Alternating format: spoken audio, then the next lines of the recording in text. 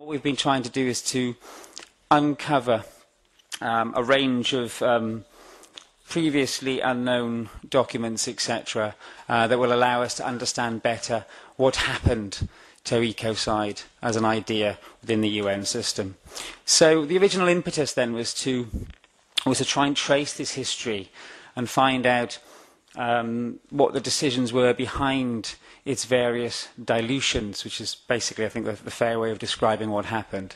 So we wanted to understand who was involved in taking this through the UN system, how the decisions were made to alter its meaning and its impact during the course of its travels through the UN system. Well, ecocide is a really, really interesting concept and has quite a rich history in the United Nations system. Not many people, even those involved in ecocide campaigns, are aware that there was this sort of history. It goes back into the 70s, really. And basically it started off as a potential amendment to the Genocide Convention. So there was a desire to revise the Genocide Convention because it wasn't working, wasn't being seen to be used. So they wanted to bring back a cultural genocide method and also an environmental genocide method. And that was considered by the UN in a number of major reports, but always in the context of genocide. So it was never as a standalone international crime. And then over time it was considered as a standalone international crime, but not with the actual word ecocide. It became environmental destruction.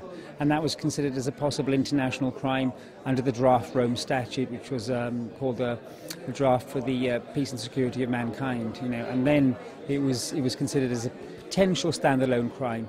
But over time, it was politically diluted, is perhaps the best way of putting it. Now we have a final report by the subcommission in the 38th session, saying that we should further investigate the expansion of the Genocide Convention to include the cultural and ecocidal methods of genocide and report back again in the 40th session. So it was always deflected. Interesting series of reports that are quite rich in detail, offer us quite a lot of insight into the potential, but they then stop at that point in their consideration of ecocide as a method of genocide. Okay, I shall end there. Thanks.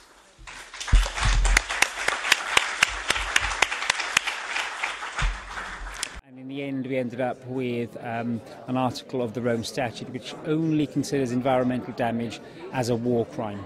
So it doesn't apply in times of peace. So those now campaigning for an international law against ecocide would obviously want it to apply in peacetime and to capture the behaviours of extractive industries where they were engaged in huge environmental destruction. So the sort of poster child of this would be Calidus tar sands, for example. The environment has to be seen as something inextricably connected to human rights. Human beings can't flourish without clean air, clean water, etc.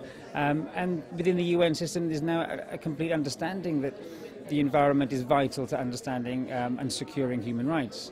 So that connection is now made, it's established.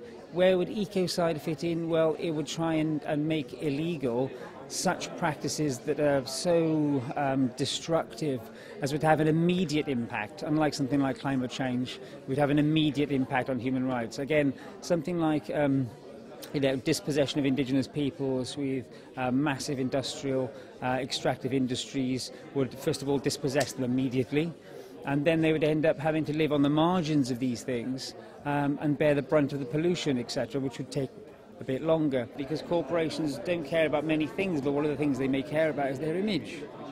So, if they have a tarnished image, in some respects that may hurt them more than trying to work on a cost-benefit analysis which factors in financial sanctions. I mean, let's say you did get an international crime, the question would then be what sort of punishment is attached to it.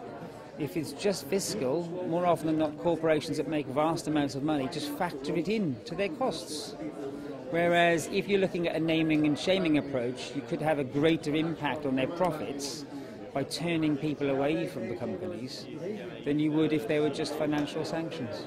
If an international law of ecocide had significant potential for criminal sanction of CEO officers, for example, I think that would make an enormous difference practically. But the question would be, would you get to that stage within a negotiated UN-type setting? What exactly ecocide is and how we define it, that's the big question.